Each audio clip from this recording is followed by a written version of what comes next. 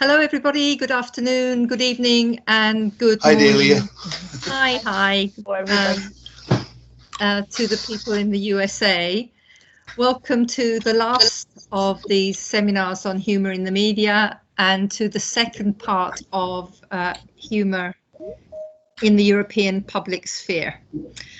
I'm actually quite sad that it's the last one, but as I'll say at the end, I hope to repeat something similar. We hope to repeat something similar next year too.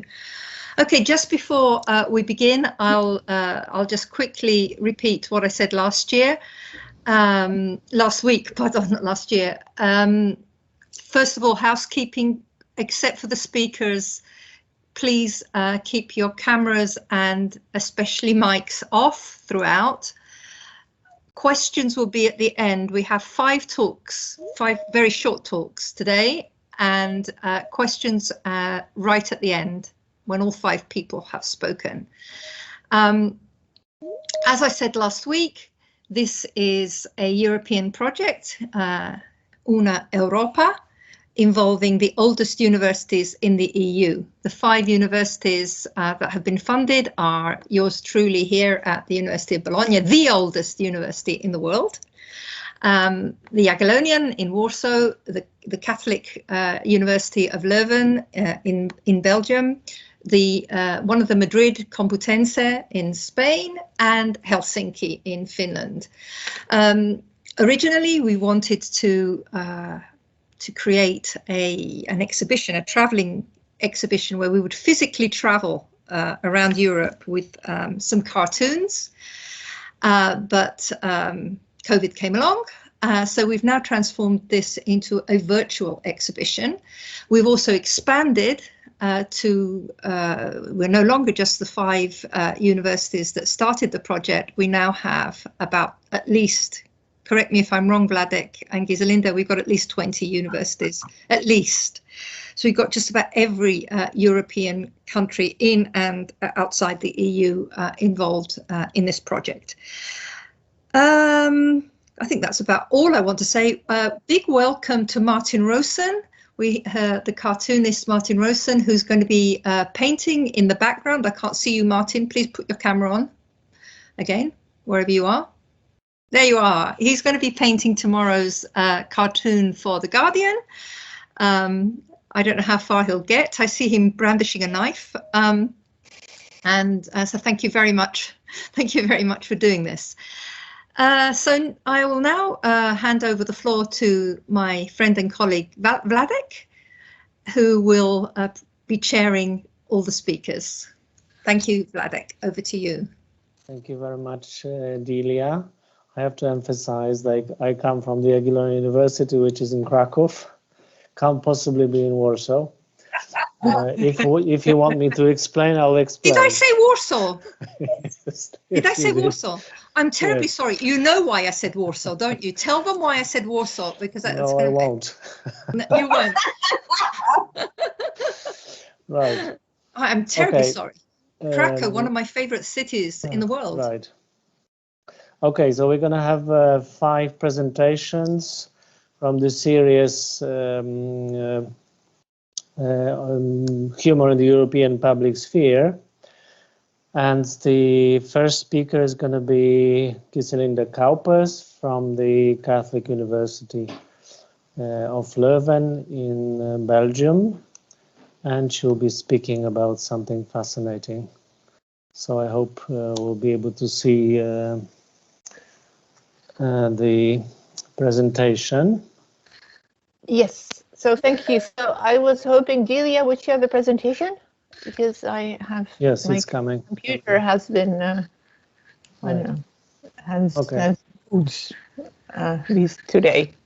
So I will talk to you about, so thank you first of all for being here. It's really good to see you, and I'm very happy that this project, which we started in early 2019 when we had no idea, is getting some sort of definitive and physical form just before the end of this year. So because this is about humor in the public sphere, there is of course one aspect of humor in the public sphere, or one specific actor that has become so iconic as an example of how humor functions in the public sphere that it really can't be absent from any discussion of it, and that is the French satirical magazine Charlie Hebdo.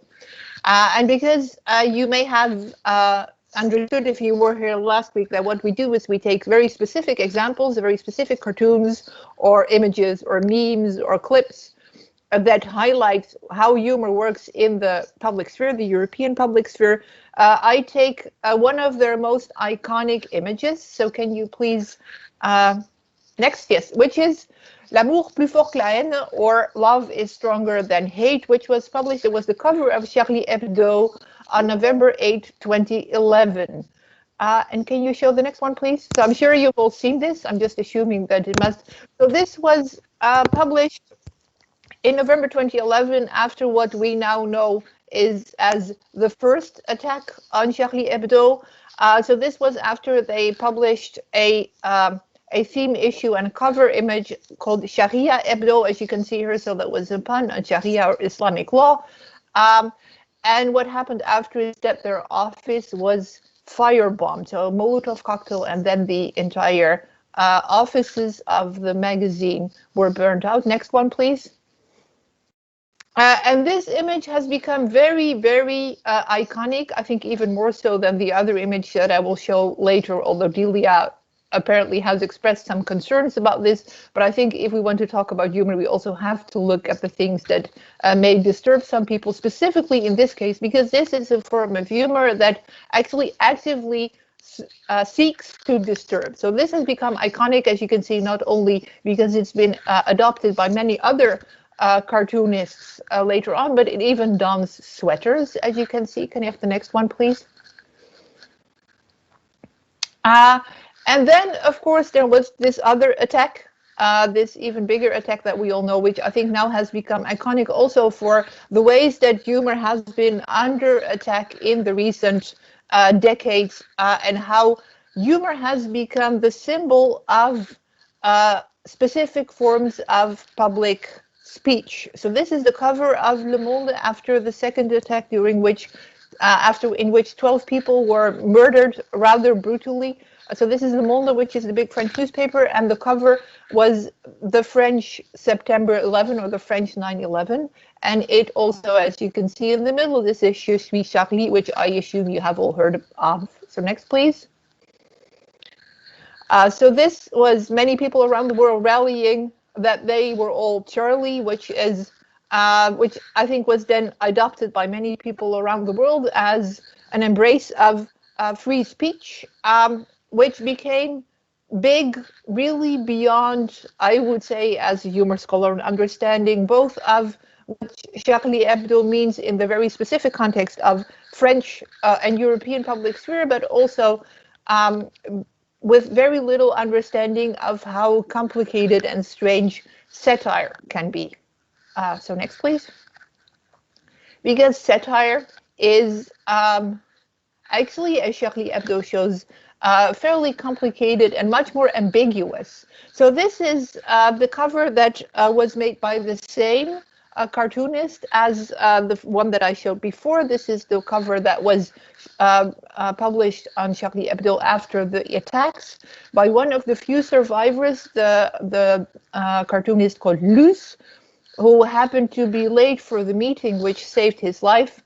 And the cover that he drew was probably even more puzzling than the All is Forgiven, because then the Love is Stronger Than Hate, because this one shows the Prophet Muhammad crying with a sign saying Je suis Charlie, so I'm Charlie, and also saying tout est pardonné, which means everything is forgiven, or all is forgiven. Next one, please. So as you may remember from last time, what we do in the website, in the exhibition that we created, we ask 3 questions about all of these things to really force us to think about what humor does in the public sphere. So the questions are, what do we see here? The second, what is the public issue that is addressed here? And the third, the question that we ask is, what does the humor do specifically? So first, what we see, and can I have the next slide again? So what we see, if you look at this, so these are 2 men kissing, one, a nerdish-looking guy, presumably one of the cartoonists or artists working for the magazine, because he has a T-shirt and a pencil behind his ear, kissing with lots of bodily fluids being exchanged. But with a fairly almost with a more sort of formal, almost sacral, or at least sort of almost religious sounding or very formal or serious sounding notion that love is stronger than hate. And it's actually interesting that it's very hard to find out what, so this is what I want to go to, but I say it's really, once you start thinking about what is actually happening here, this is actually quite a puzzling cover. So what does this mean? So it is very strongly ambiguous, and especially after a brutal attack, it does leave you wondering, what on earth are these people saying? So it's confusing or puzzling, as well as somewhat humorous. Can I have the next one, please? So if we try to think of the public issue that is addressed here, both in the yellow one and the green one, it's actually not that easy to figure out. And one of the interesting things that, of course, makes it ambiguous is that it has been open to a number of different interpretations, and also has been seen as an expression of a number of public issues. Can I have the next, please? So obviously, the first one, and this is what caused or was seen as the cause of the first attack, was the mockery of Islam and Muslims. So this is what was cited as the reason for the fire bombings or the Molotov cocktails. So this is making fun of Islam and showing the Prophet Muhammad. And remember, this is 10 years ago, so this was during the Muhammad cartoons. So this is actually what you could call the first layer of what is going on here. So this is joking at Islam and Muslims, which especially 10 years ago was a big deal, because this was seen as a new and very special threat at the time to a longer European tradition of free speech and satire. Can I have the next, please? But then for Charlie Hebdo and for the tradition that we're talking about, it has always been much bigger than that. So Charlie Hebdo is rooted in a French satirical tradition that really has always turned itself against everything. So this is, and I'm sorry, I now realize I forgot to translate it, but this is another cover of Charlie Hebdo where they call themselves an irresponsible magazine. And it says, rather wittily, I must say, the invention of humor, showing a sort of a Neanderthal or Stone Age person with oil and fire. And I think this really expresses how Charlie Hebdo thinks of itself as an institution or a group of people that turns itself against any form of power or power hierarchies, with Islam just being one of many that deserve to be attacked just for imposing its hierarchical order upon the world.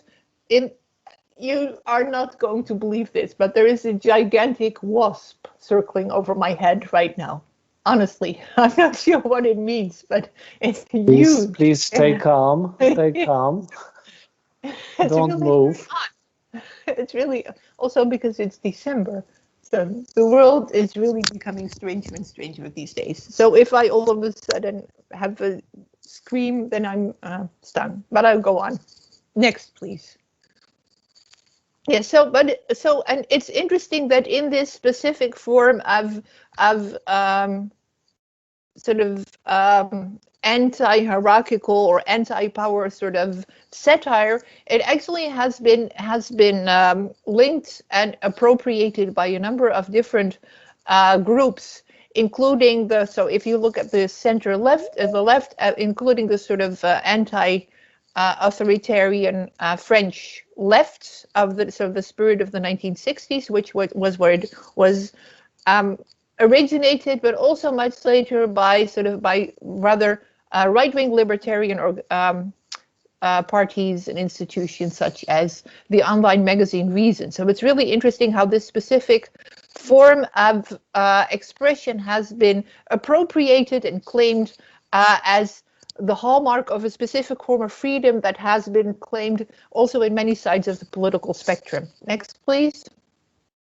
So it's interesting that the issue is, and this is one step of the ambiguity, so it's actually not really clear what the issue is, and it has been sort of shown as an example of many different sort of issues, including freedom of speech, freedom of satire, as well as a specific sort of anti-authoritarian ethos that we see in many different places. So this leads us to the question, the final question, what does the humor do here? So one thing that the humor does, and I'm going from more obvious humor mechanisms that I think you will understand to more complicated ones. So first of all, can I have the next one? What we see here is a clash or an incongruity, and this is, I think, a mechanism that we all understand. So on the one hand, we have rather sanctified, serious sounding things. Love is bigger than hate. Everything is forgiven, which are sort of certainly not humorous claims, but also with a certain sort of elevated, serious, rather preachy, almost religious sounding things that really clash with a style that is exaggerated, very bodily, visceral, and especially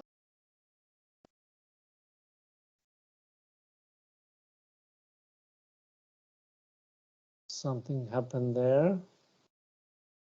Hope not the attack of the wasp. Let's hope so.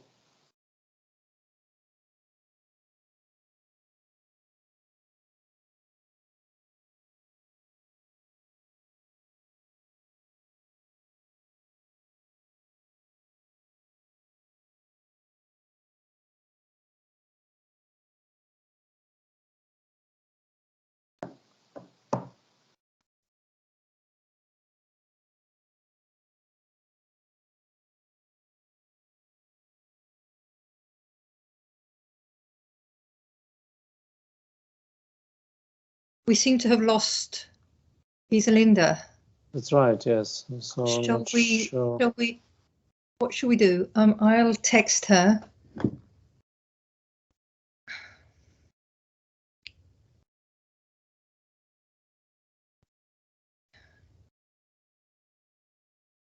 Iselinda. Hello? She's back in the group. She's back. Apparently. Okay. I'm here, everyone. I'm not sure. Okay. Today, I think today is jinxed. Shall we just? My apologies. Right. So, a clash between a serious sounding, almost religious sounding terms and a visceral visual style. Next, please. Exaggeration. So this is what I said. So the style is also very exaggerated. It's, oh, hang on, not so fast. And it's also, go on to the next, is all right. It's also clearly, and I think this is what everybody will know, it's transgressive. It's strongly transgressive on a number of different levels. And as such, it is obviously a provocation. So it's really intended to make some people angry. And everything about this, including the combination of different registers, the style, the use of stereotypes, the use of bodily fluids, everything about this is also really geared to get some people angry. Next. But then the question is, who is this against? And I think this is what really makes Charlie Hebdo better and more interesting than many other examples, is that it's actually very unclear who is being ridiculed or who is being attacked here and what sort of point they're making. And what I really like about Charlie Hebdo, although they sometimes annoy me, is that they leave you with a sense of puzzlement that is funny, but also feels like you're somehow entering a cul-de-sac and can't really exit because you're really wondering, who are they actually trying to get angry here? And next one, please. And this is where I end. So what is interesting is there's a very specific sort of ambiguity that happens when you look at many of these images. So you're caught in what I experience as a loop in both of these. So you look at this. So you think, first of all, let's assume that this is a joke. So then it's a joke. It's a joke, but then what's it saying? And where is the punchline? Is this who is being mocked? Who is being made fun of? Where is the release of this incongruity? So then you take the other tack and you think, so maybe this is serious.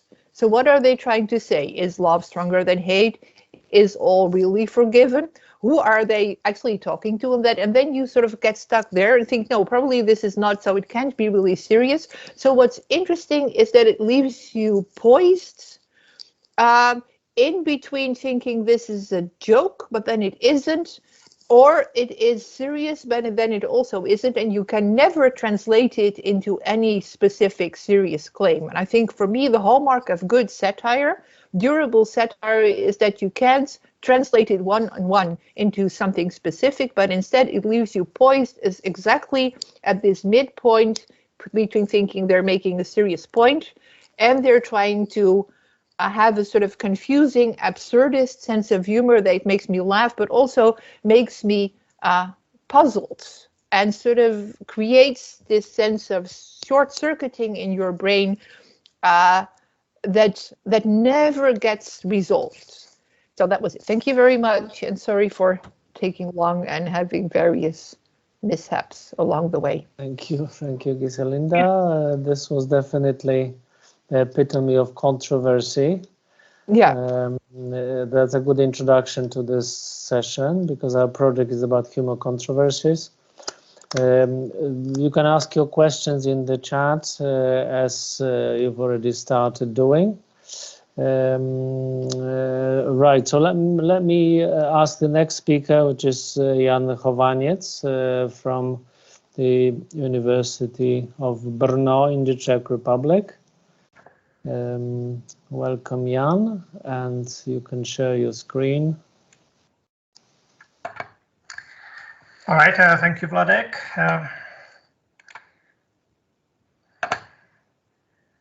All right, now can you see the main screen? No? Yes. Shared? Yeah, okay, perfect. Okay, so I'm going to talk about humor, art, and controversy, and national stereotypes.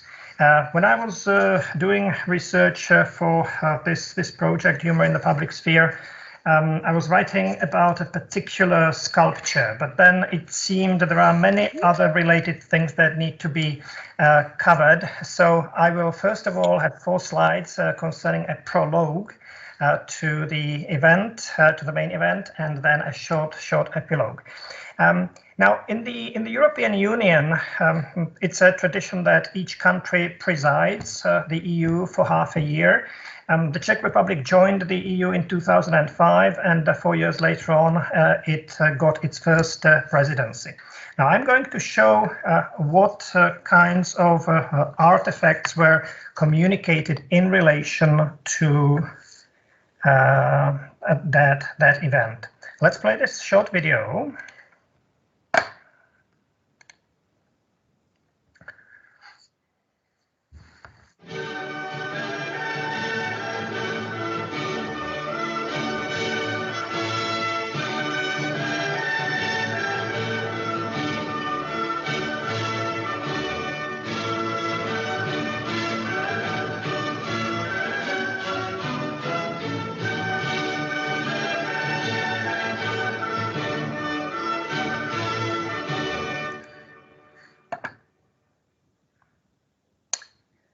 All right. So this was the video, a part of the PR campaign on the national level, which was meant to communicate to the Czech citizens that this is an important occasion and we're contributing to Europe. The short clip is based around the idea of the sugar cube, which is a Czech invention, apparently from the 19th century. And it shows various famous personalities engaged with the sugar cube. So you see Jaromír Jágr, or Jagger, who's a famous ice hockey player, who's passing the cube to a goalkeeper, Petr Čech, who played for Chelsea. Then we've got a famous architect building structures, a scholar who devised a drug against HIV. Now, this was a government campaign which it was meant to be original and entertaining. So they followed this idea of being witty, communicating this official message of enhancing interest and attracting attention to the Czech presidency. there was some controversy stirred by the slogan, which could be seen as positive or controversial, right? The literal translation of the slogan here is "We'll sweeten it to Europe," or "We'll sweeten it for Europe."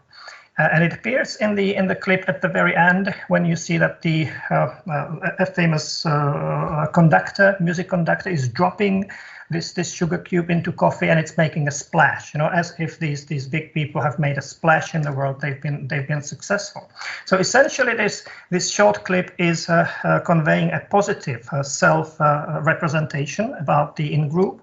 It communicates some positive endo stereotype. That is, we have brought positive things, we have contributed, and also all of these people are people who have been acknowledged globally. That is, outside of the country. Conveying legitimacy to their work.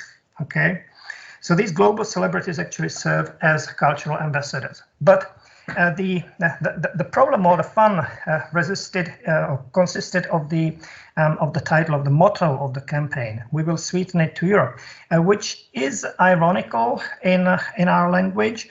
It either refers to sweetening a drink, or actually a completely opposite meaning, making it difficult for someone, making someone suffer, making them pay, making them bitter about something. So the question is, what kind of a revenge are we taking against the EU?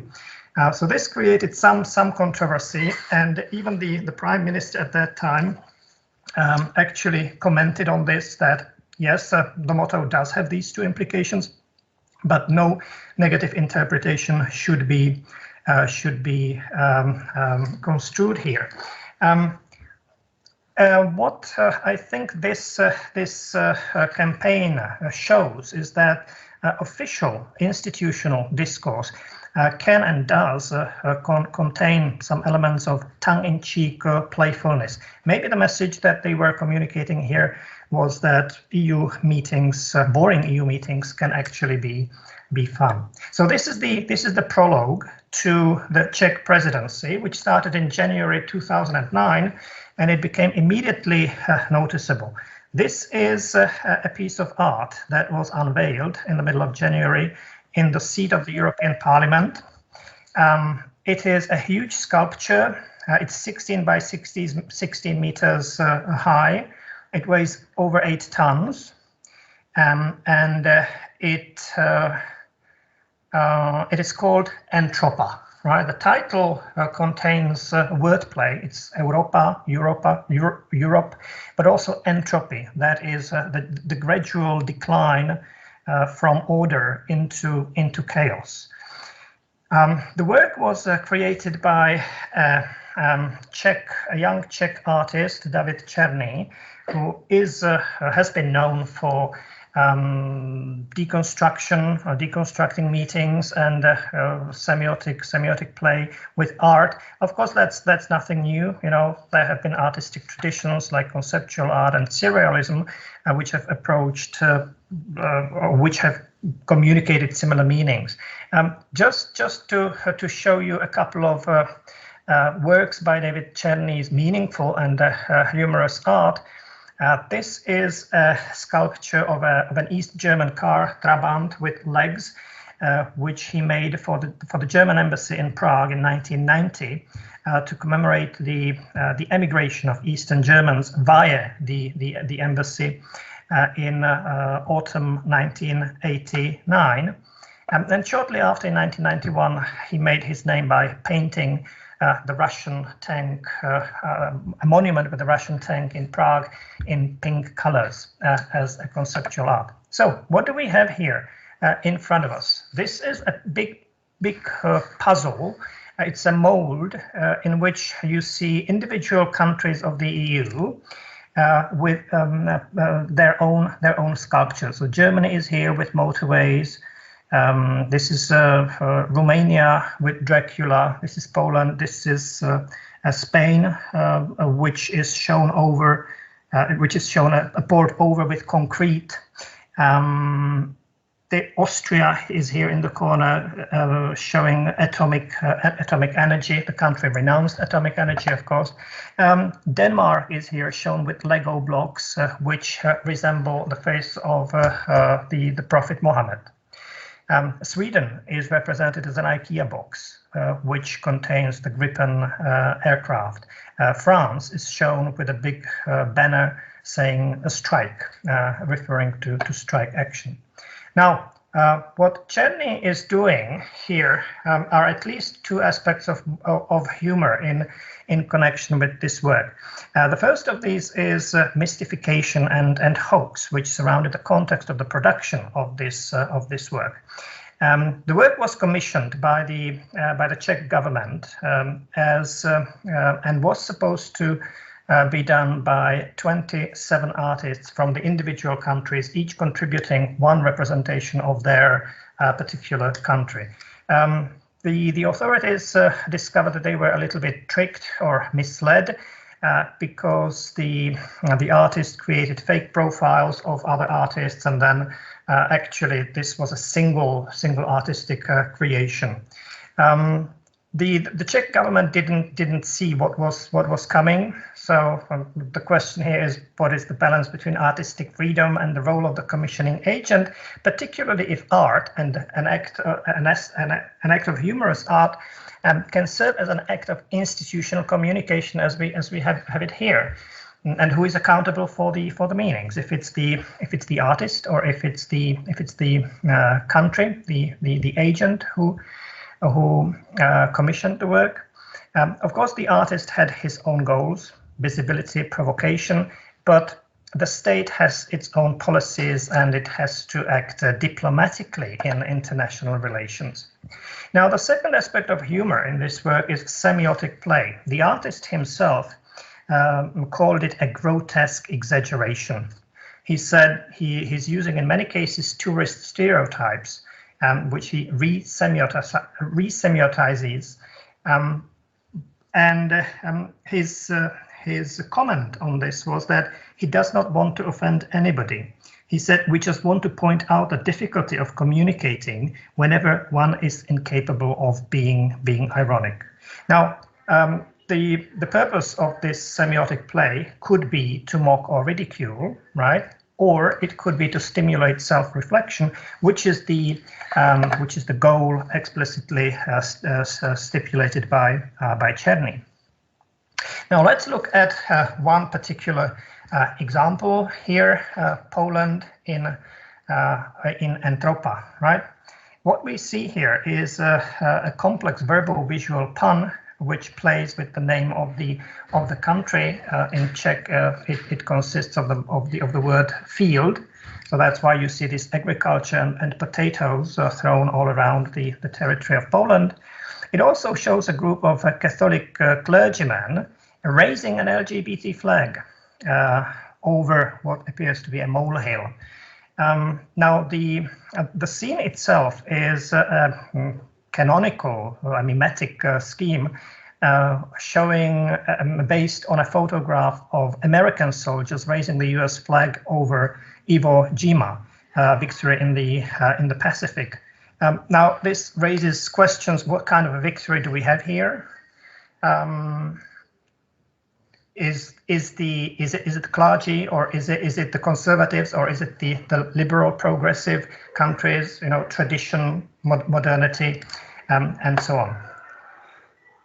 Poland was not offended, but some countries were. So there were diplomatic problems. One of them concerned Slovakia. Slovakia seems to be represented with typical Slovak sheep cheese, but it's wrapped around in a string which contains the Hungarian colors. Obviously, this is referencing the complex ethnic situation in Slovakia in connection with its Hungarian population, and of course the country here is sort of represented as a Hungarian product, as a Hungarian salami. So there was an apology issued to the Slovak Minister of Foreign Affairs. Bulgaria was more offended by this piece of art because it was represented as a series of Turkish toilets. So again, an apology followed, and this representation was actually covered in cloth, right?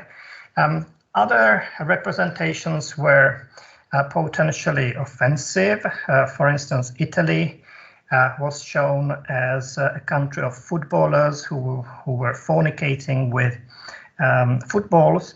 And the artist got scared a little bit before launching the art in Brussels, and removed the names of the players, right? So it was made impersonal, just as a categorical representation, and not actual football players. The numbers on their dresses stayed, however.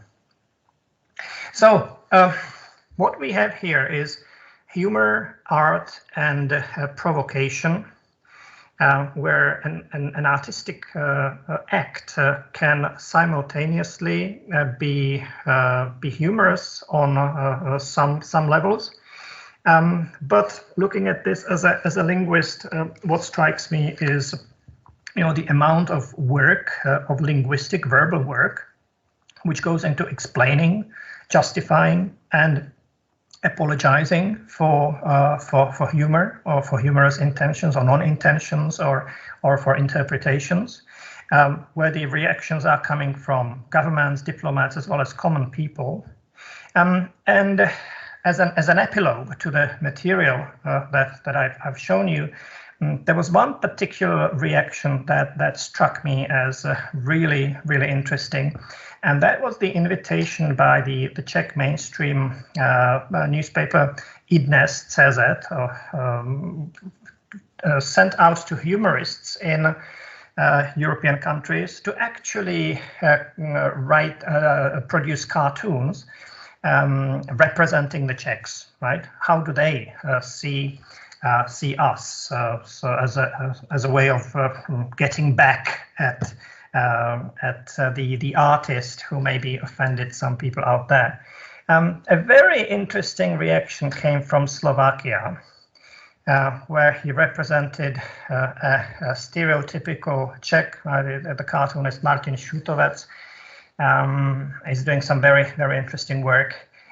We can see, a number of negative aspects here that the Slovaks associate with the Czechs. The representation of this guy as a cartoon, a children's cartoon character who's a good-natured but messes things up, right? Beer, body shape, socks and sandals, plastic bag, obsession with cheap shopping, and so on. So this is the exo stereotype which the Slovaks have against us. At least, the positive thing here is that it's a good-natured creation, but it may be somewhat embarrassing to members of the in-group. Those are my final thoughts. Thank you for your attention. And there are some of the detailed slides of the individual countries. So if you want to see your own, right, these are the first 9. The second group of 9, Luxembourg as a piece of gold, Hungary as melons.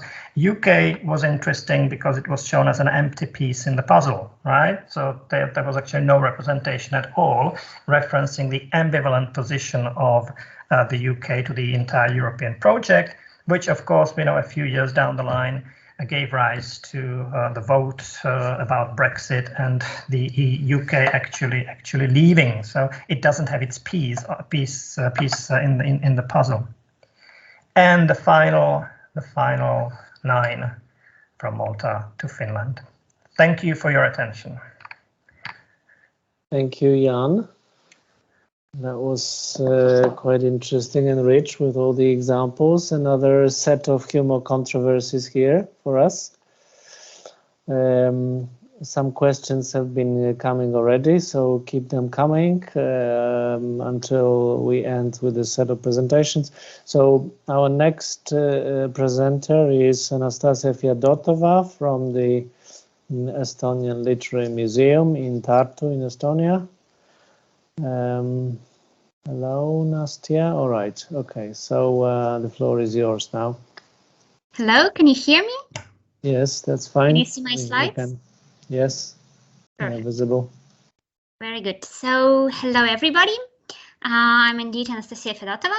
I'm working at the Estonian Literary Museum in Estonia, and today I have 2 countries to represent.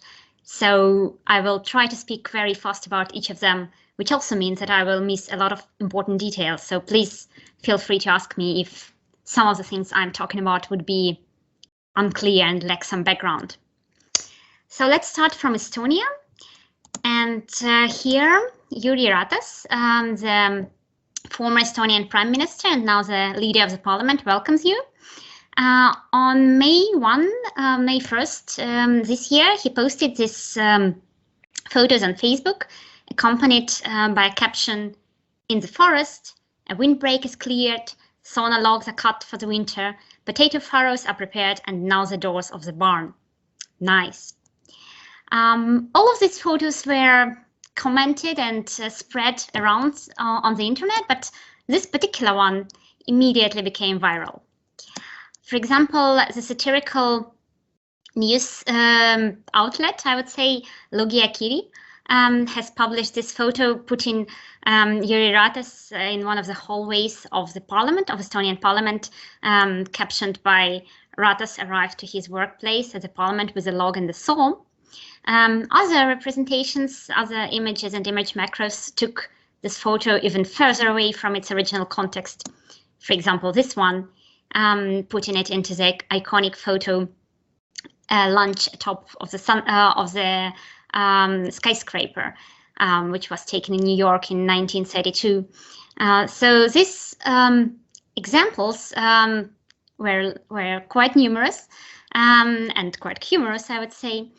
And if we come back to this original message and the original idea of the post, I would say that it plays a lot with ethnic and social and gender stereotypes. So being in a forest on a weekend and doing hard physical work is considered to be a very good thing for an Estonian man to do.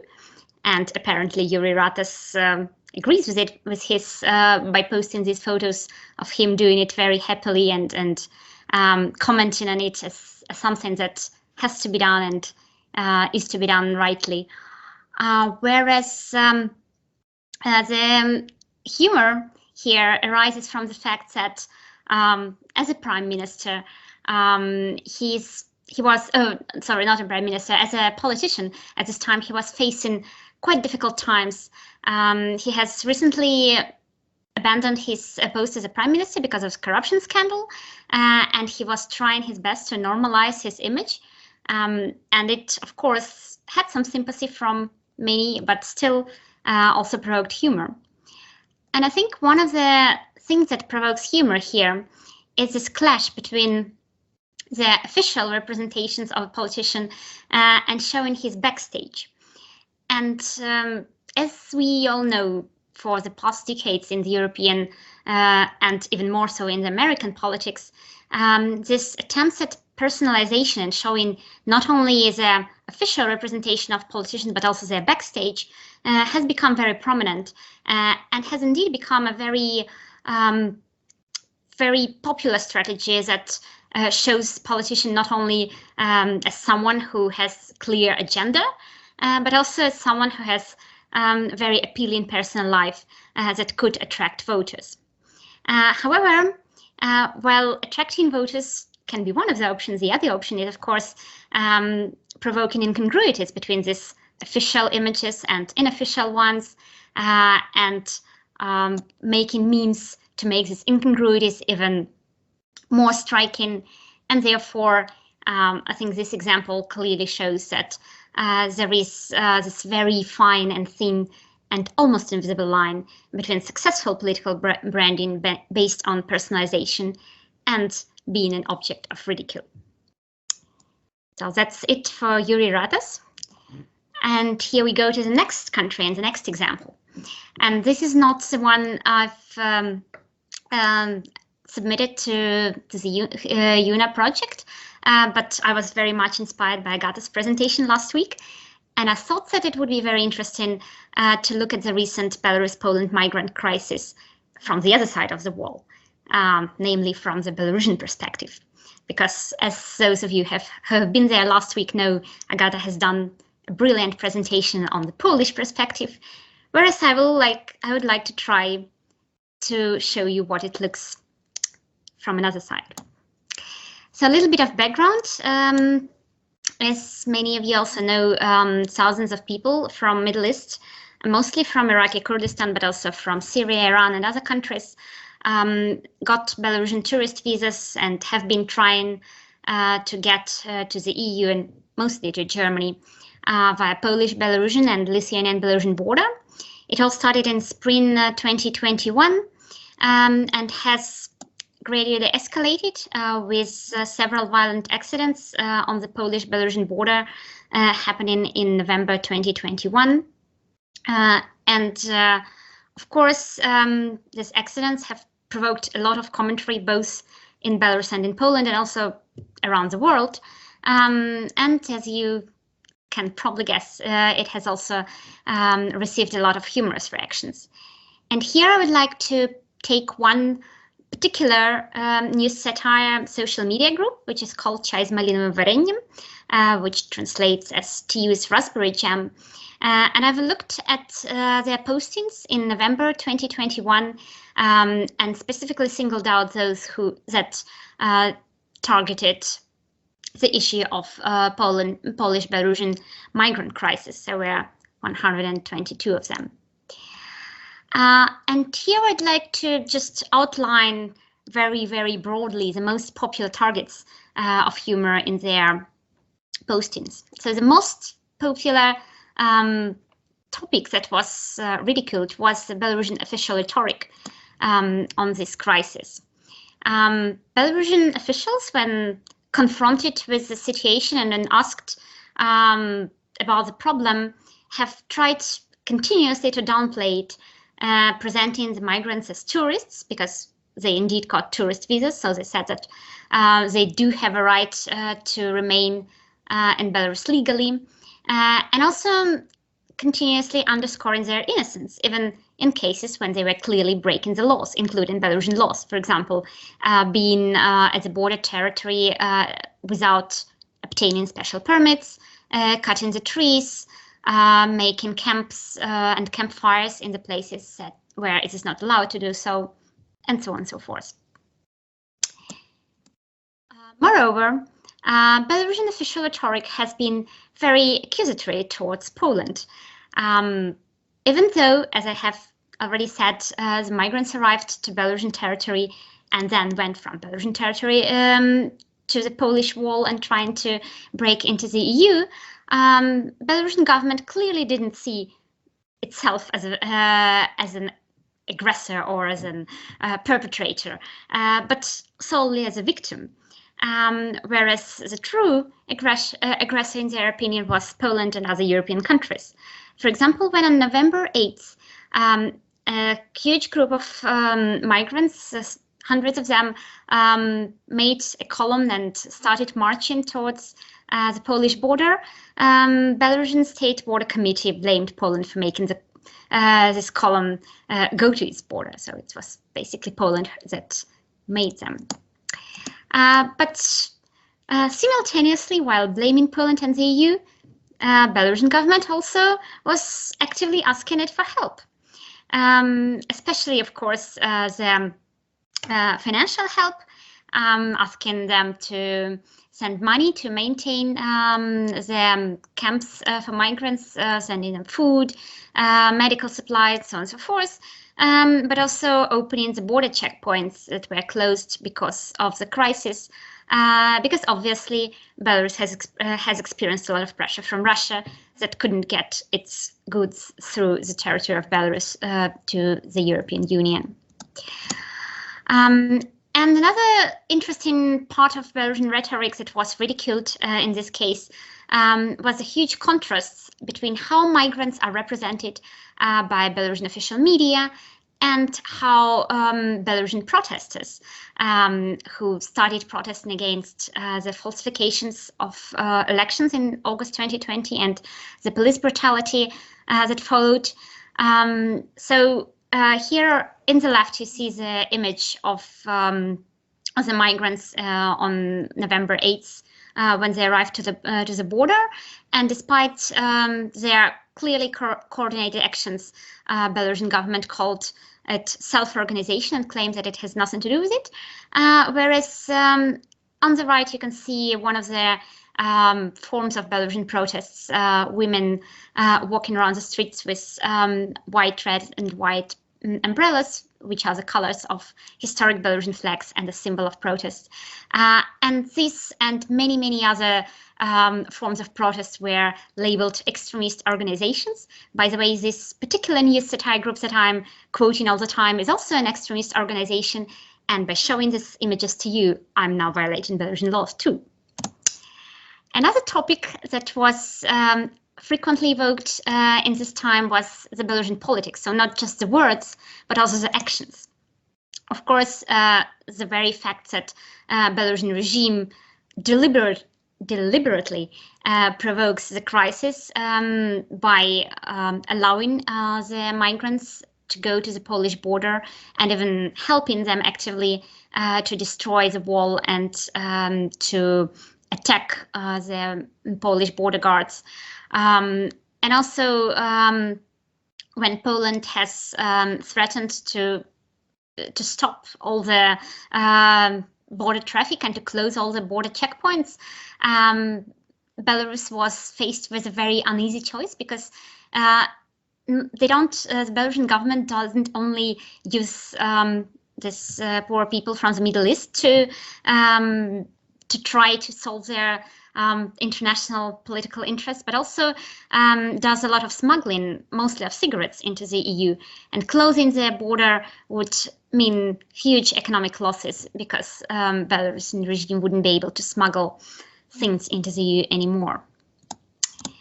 Again, when the situation, the escalation has passed, and then the Belarusian government was faced with the fact that it has thousands of people from Middle East in its territory, and it has to do something to help them, not to freeze to death and not to starve. It has been very explicit about how we are helping these people, how we are trying to do our best to them. But in fact, many of these attempts were also ridiculous. As you see, this is a real headline, newspaper headline, that the head of Mogilov region, Leonid Zayats, gave a quote to the migrants. And the comment by the news satire that there are really some kind people in this world. There were also other targets, less popular ones, such as particular people or groups of people, for example, Belarusian politicians that are hypocritically sorry for the migrants, whereas in fact doing nothing to help them, or Belarusian border guards who are clearly not doing their job properly. Sometimes the international organizations were targeted again by showing how they are willing to help migrants, such organizations as World Health Organization, for example, or the Red Cross, whereas how they are not caring much about Belarusian political prisoners. And also, especially after I got this presentation last week, I was very curious to see if Poland or Polish authorities would be targeted in Belarusian humor on this topic. And I would say no, they were not. This is the closest thing that I could find to target in Poland, but I don't really think that this image ridicules Poland, whereas rather showing it as a victim, not as an aggressor. So what does humor do here? It clearly puts the gap between Belarusian authorities' words and actions and reality into the spotlight. I think it's very topical here to remember Christy Davis's words that humor results from this gap between how we see the reality and how we think it should be. Then it also shows that there are not so many references to other countries or international politics at all, which means that the humorous examples show that people tend to contextualize the migrant crisis within the Belarusian political crisis that has been going on since summer 2020, rather than to see it as an international affair.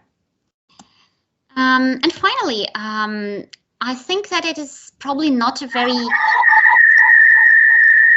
Is it just me hearing this echo, or is it something wrong going on? Or is it a sign that I should stop finally? I am stopping. I'm going to the end. So I just wanted to say that it is also very important to keep in mind the sources I used. So these particular examples that I've shown and these particular topics that are prominent here reflect very much the editorial choices and tastes of this news satire group. Whereas when I tried to look at it in other humorous groups and humorous Twitter accounts, for example, I found out that the picture is much more complex, and there are other topics that are also kind of prominent there. So with this, I thank you for your attention, and I will be happy to reply to your questions at the end. Thank you very much, Anastasia, for these wonderful examples from two countries of further controversies. We'll put off the discussion until the end. So now is the turn of Jonas Nicolai, a researcher from the University of Antwerp, who is also part of our project. Jonas, can you share your screen? Yeah, I'm here. Can you all see me? Yes. Okay, and everyone Don't can hear me? Don't forget the sound, Jonas. Yeah, exactly. Thanks. All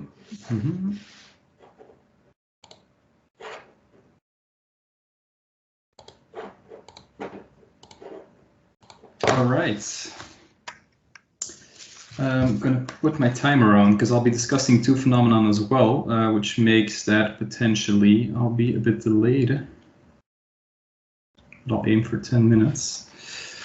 So yeah, to people just joining in, welcome as well. I'll be discussing what happens when political satire goes viral. And to make the claim here, I'll discuss the Netherlands Second, which is a viral video by Dutch news satire show Zondag met Lubach. And I'll try to weave it in with the European Comedy Summit that never was, and more on that later. Now, I am from the University of Antwerp in Belgium, but seeing my PhD is partly on Zondag met Lubach, the Dutch satire show. I hope to be somewhat authorized enough to talk about this, but I already apologize to, amongst others, Linde and other Dutch people in the audience, because they have probably seen this video about 1 million times by now, willingly or unwillingly. Yeah, so I'll quickly show you the video, but I'll give you a little background. So in 2016, as we all sadly remember and will remember for the rest of our lives, Donald Trump was elected president of the United States.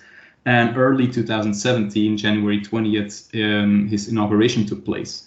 And in this inauguration, he shouted the legendary words, "America first, America first." And not even 3 days later, the Dutch news satire show made their own version or their own satirical critique of this protectionist claim, these promises that Trump would close the borders, leave NATO, leave the Paris Climate Agreement, etc. And the result is this video. Now, I'm not going to show all of it because I have more to say than just this video, but I'll show you the first minute or so, and then I'll go towards the end, just so you have the general idea.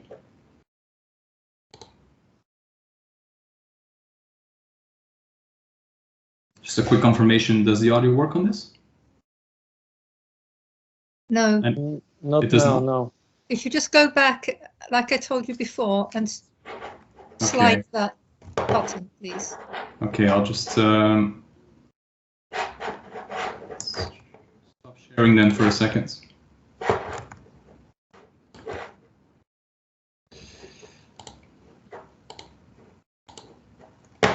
Okay, there we go.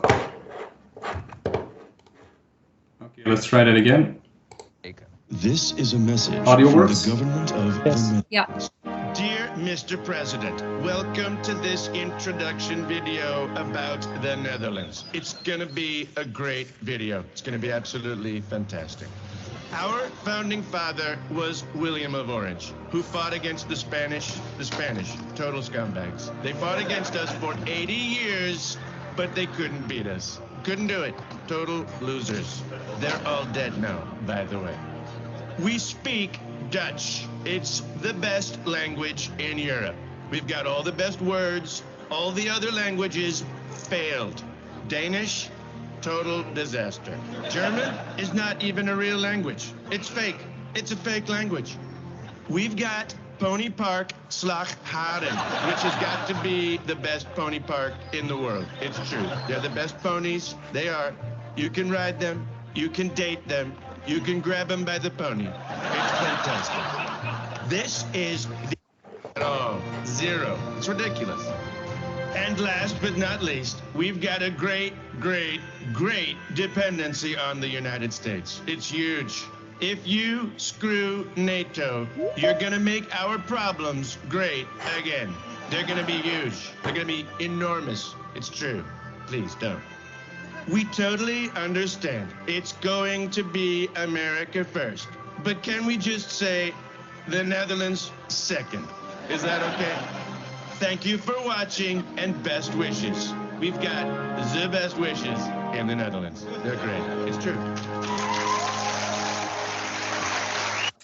Okay, so for those of you that have not seen this video before, what happens here in this video is that the Netherlands are satirically advertised as a reaction to then newly inaugurated United States President Trump's announcement of his America First policy. And basically what they do is that through a parody of conventional touristic marketing videos, this video is aimed ironically at Trump in a way that, as the host says in the beginning of the video, but I didn't show that, in a way that will probably appeal to him most. So they, after the opening narration, which claims that the video is an official message of the Dutch government, a series of Dutch landmarks are highlighted, and they're all comedically showcased in typical Trump fashion. So we have a narrator who's an American-Dutch comedian who's parodying Trump's voice and his distinct, exaggerated rhetoric. For example, describing how Netherlands boasts the greatest miniature theme park, how people can grab horses by the pony in holiday park Slagharen, or how the Afsluitdijk, which is a dike built at the west coast of the Netherlands, is the Netherlands' most successful attempt at building an ocean between them and Mexico. So obviously targeting all these very well-known Trump tropes. Now, furthermore, the viral success of this video led to other satirists in Europe doing the same thing. So, interestingly enough, what this video does is it parodies Trump's message as a satirical commentary to the United States protectionist policy, but it also kind of brought Europeans or European satirists together. And in this way, the video became an ironic plea for not just free trade and economic collaboration, but also kind of an active voice against this polarizing or this pervasiveness of polarization or polarizing rhetoric. So on the one hand, it's an obvious claim that this America First argument or this America First rhetoric would be damaging for the bilateral relations between the Netherlands and the United States, but also by parodying Trump, they aim to deconstruct the divisive rhetoric that underbuilds it. So it addresses Trump's iconic speech patterns that focus on polarization, the ridiculing of others, and his self-proclaimed locker room banter, grab him by the pussy, as he said. And by copying this rhetoric for comedic purposes, the video interrogates Trump's and politicians in general, basically, their increasingly strategical abuse of humor as a mode of political speech. So in a way, it also addresses a blurring of boundaries between humor and entertainment on the one hand and serious political communication on the other. And obviously, as a politician, Trump has been one hallmark example of a politician using humor as a way to fuel his rhetoric and to address his audiences. So yeah, what's interesting here is that this this segment by Zondag met Lübeck really put them like in the really gave them a lot of international attention, as it, contrary to their expectations, really went viral really fast. And as I've mentioned already, a lot of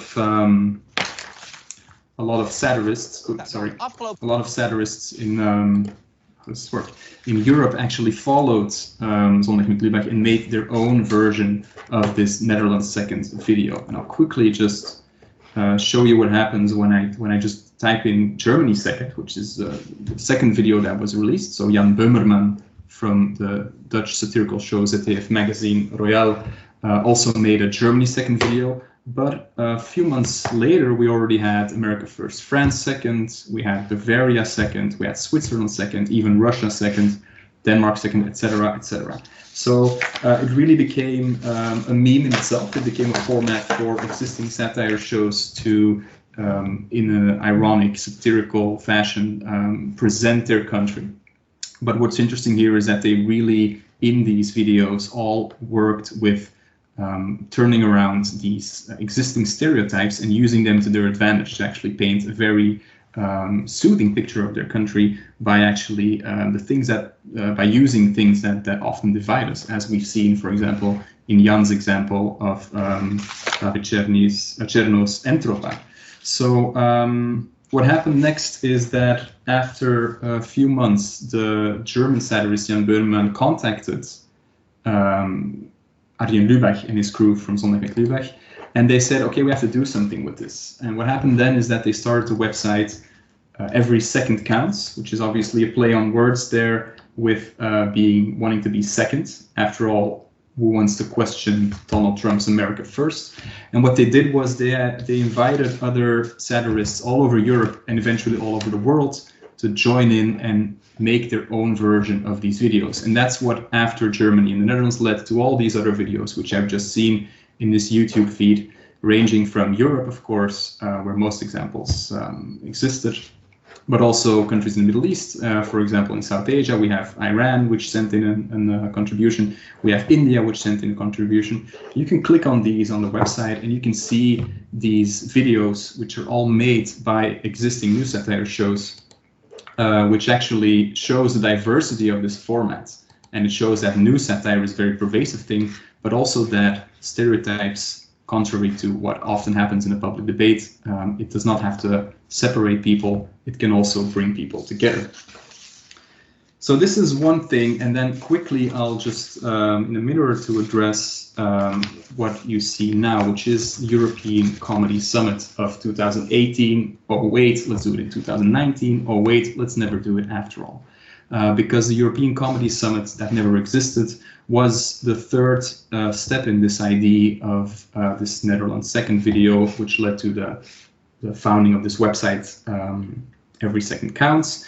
And because of the great success of this website, 6 satirists of European satire shows, among which the Netherlands, Germany, but also Switzerland, Denmark, Luxembourg, and then one more, which I forget at the moment, they had the idea to do something more, to think big, and start the first European Comedy Summit. So with this European Comedy Summit, these horsemen of the European satire landscape, so to say, envisioned a meeting of comedic delegates from all over the continent. And in line with this typical parody style, which is typical for the political comedy genre, the organizers dreamt of an EU counter summit in something like a Eurovision song format, complete with moderators, interpreters, and voting mechanisms, to be organized biannually at the Euro building in the capital of Europe in Brussels. So here we go. That will be here. And they actually contacted people, organizers, they contacted people from the European Union. I had the chance of interviewing the satirical delegate, so to say, from Luxembourg, Ben Olinger, who gave me some insight in what the idea was of this project. But sadly enough, it never really took place. And the reason for that is very symbolic for the ongoing struggle of European identity namely also that money had to do with it. So the production company that ran this project got a Netflix offer at some point to produce a show completely unrelated to this European Comedy Summit, and just basically because they didn't have the means or the people to keep on organizing this, they had to let go and go for the big bucks, so to say. So the European Comedy Summit never took place. It was never realized and remained a blueprint only. But perhaps one day the seat of the European Union Council will be hijacked by parody parliamenters still, or perhaps it will remain a utopic ideal similar to the European ideals that embodied it. So just a final note here.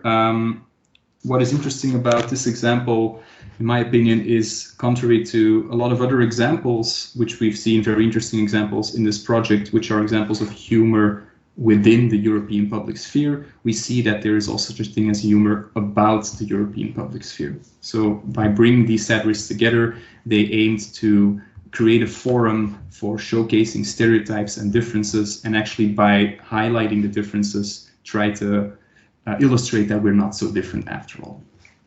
Until there, thank you very much. Okay, thank you, Jonas, for this presentation. It already evoked some discussion, as you'll be able to see. Right, but let's then, last but not least, ask Delia Chiaro, our convener here, who wants to talk about her favorite subject, which is Brexit. Is it? Hi. Right, hang on. I share my screen. Oops. Share.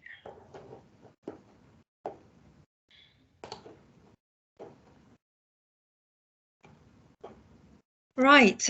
So I've got. Hi everybody. I've got a very, very hard act. A number of excellent acts to follow. I'll be very, very quick. You must all be very tired. I shall stay within the 10 minutes, don't worry.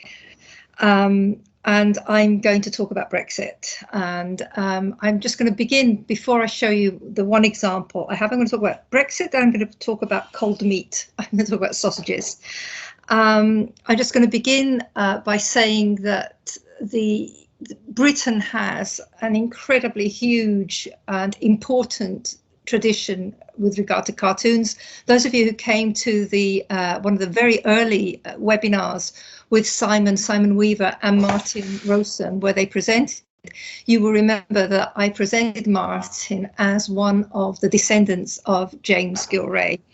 And he's not the only descendant of James Gillray. And I'd like to thank Martin, I'd like to thank Dave Brown, I'd like to thank Ben Jennings for allowing us to use their cartoons on this project. And the cartoon I'm going to look at today with you is this one. It's by Dave Brown. It came out on the 10th of June earlier this year in The Independent. And before we look at it, you just need to know that it is a straight parody of a very, very famous cartoon by James Gillray, 1805, The Plum Pudding in Danger. The plum spelt with a B in the original is at the top. The Plum Pudding in Danger, the state epicures taking un petit souper. And as you can see in the original, you have Pitt the Younger on the left and Napoleon Bonaparte on the right.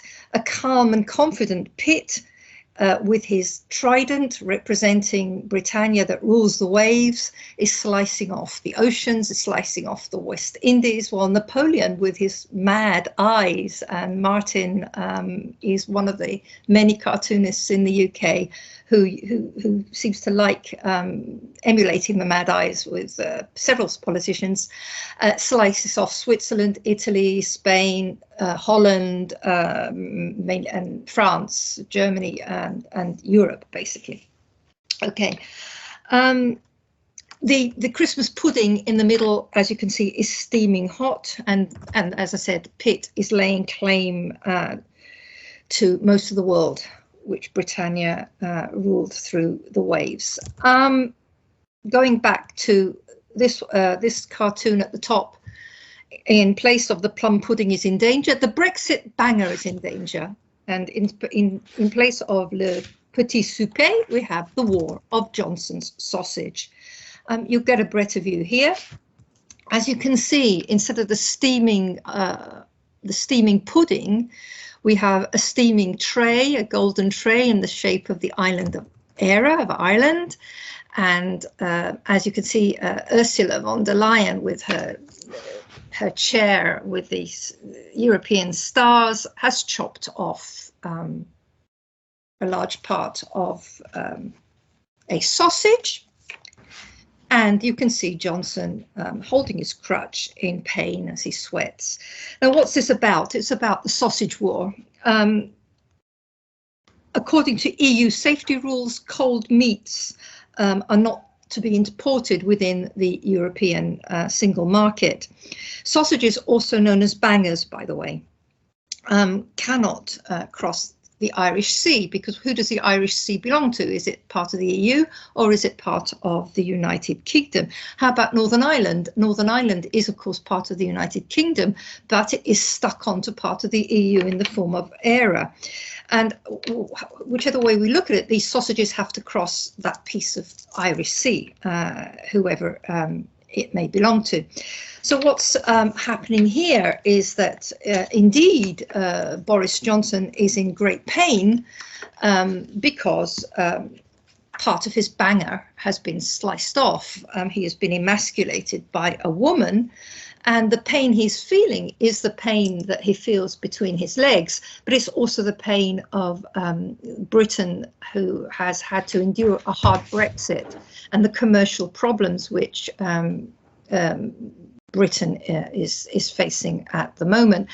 The tradition that we have in the UK, I quickly looked at Gilray, but I chose this particular cartoon also because it's also paying a homage to Donald McGill.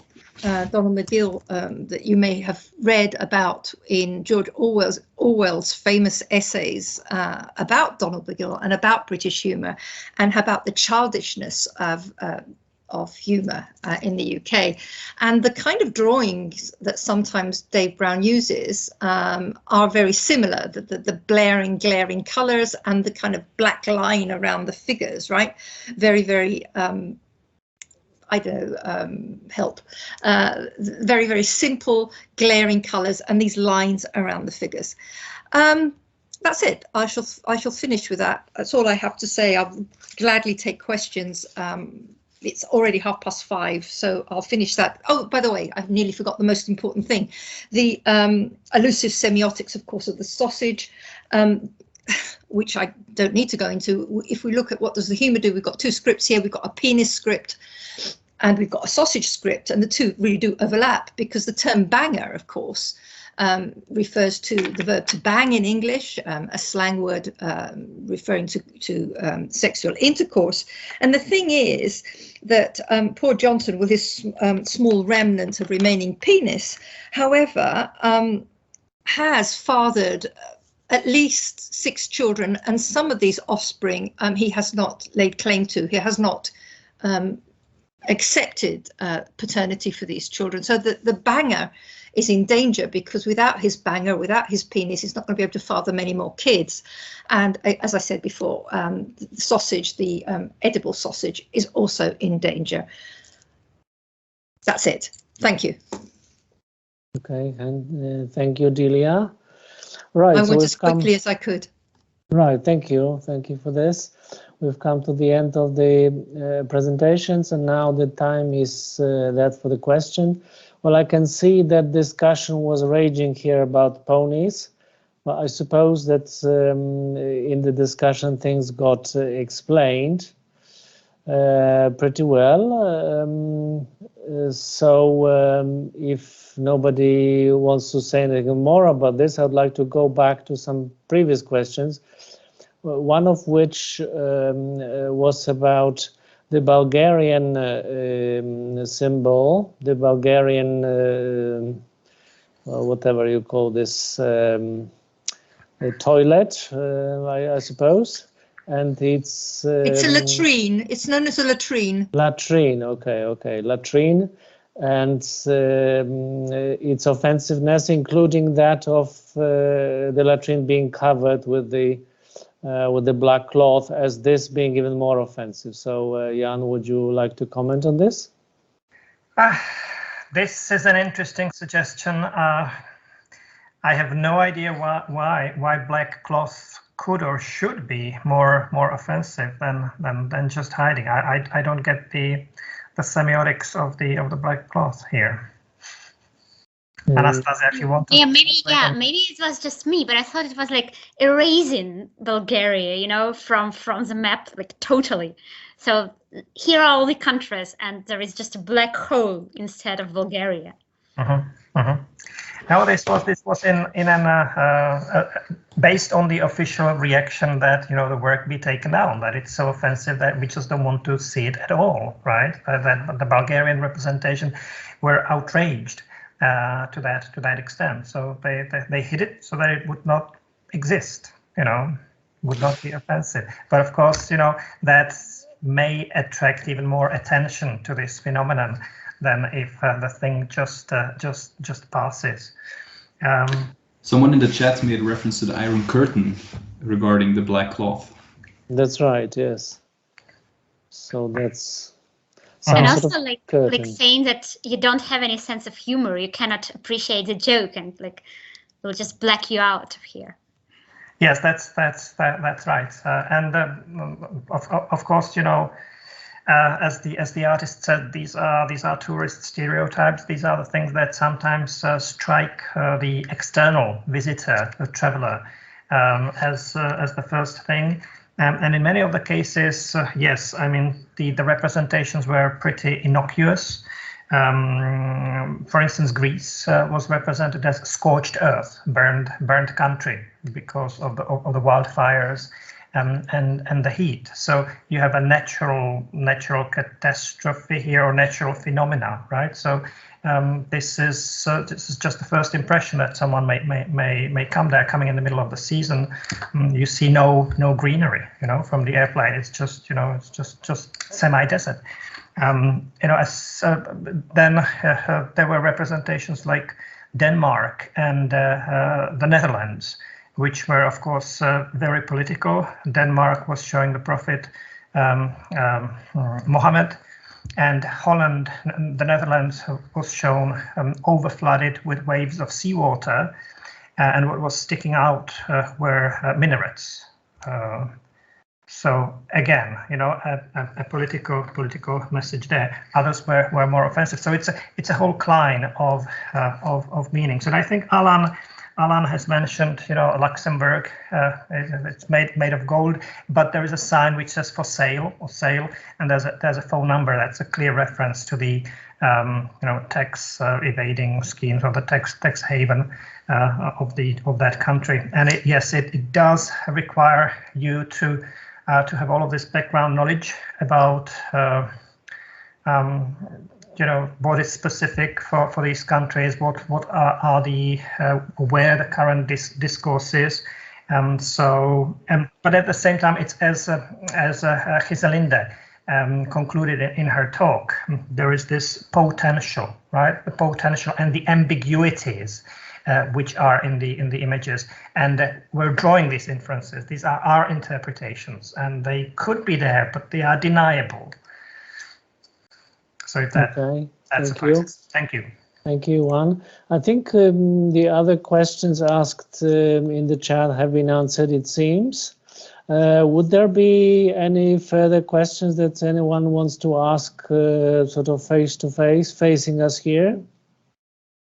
The floor is open. I'd like Martin would like me to show you a cartoon which links very much into the Charlie Hebdo Giselinde. Okay.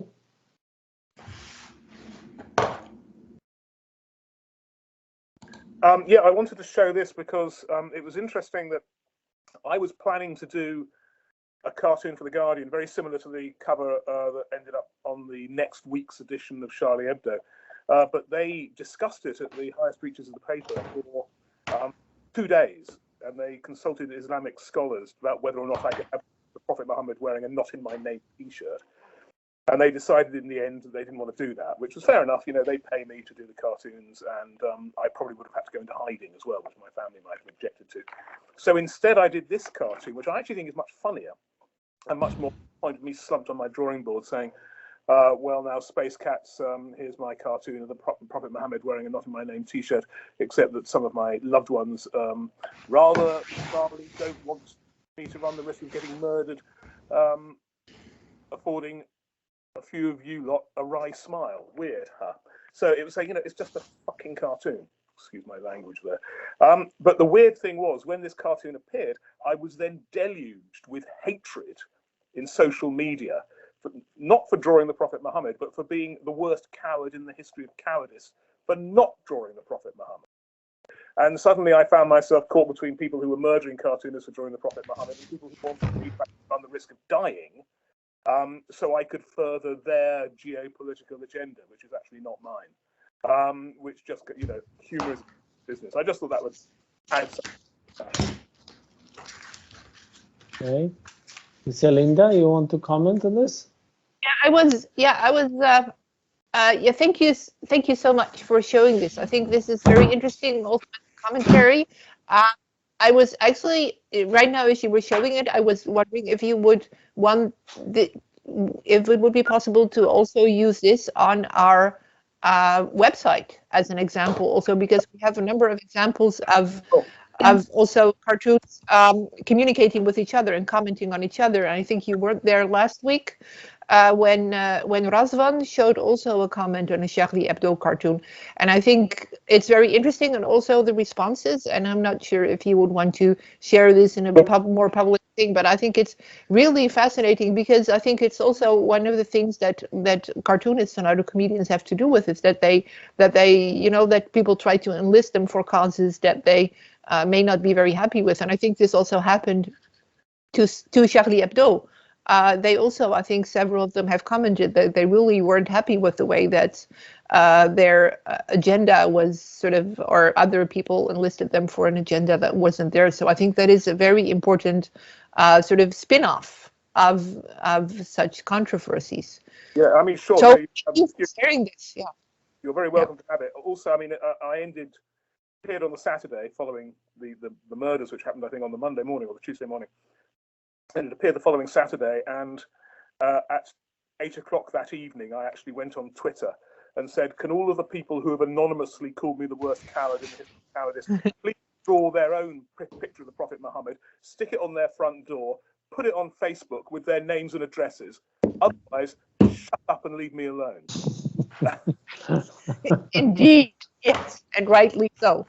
Yeah, but thank you. Very interesting. Yeah. Thank you. Yeah. Right, thank you. Also, indeed, funnier than some of the Charlie Hebdo cartoons. Well, absolutely, yes. Right, Jonas, you've got some comment or question? Yeah, I just had a quick question. Maybe it could be interesting for the audience to also mention that we had the idea for the website to also allow to link individual contributions, what we called like the twin contributions, based on their dimensions, their humoristic dimensions, or the topics they address. So, for example, I see a direct link or a comparison between the European Comedy Summit, which I presented, and the work by on Entropa that Jan presented. And on the website, they will somehow also be referenced. They will reunited. Reunited, yeah. They will. I'm looking for a more technical term there. Yeah, right. Maybe that's interesting for people. This is a good point. We actually didn't recently return to this idea, and we should. Yes, thank you for reminding us of this. Welcome. Yeah. Right. Are there any other comments? We need to be drawn to a close pretty quickly. Anyone else? I just have one comment. I apologize for my comments because I'm not a European. I'm an American, and we Americans are sort of out of the loop.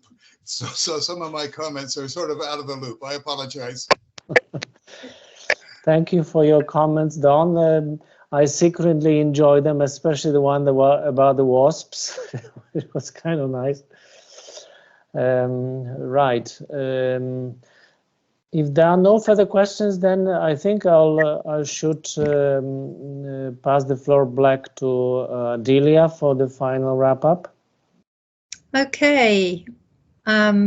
Before I finally wrap up, Martin, have you got anything to show us?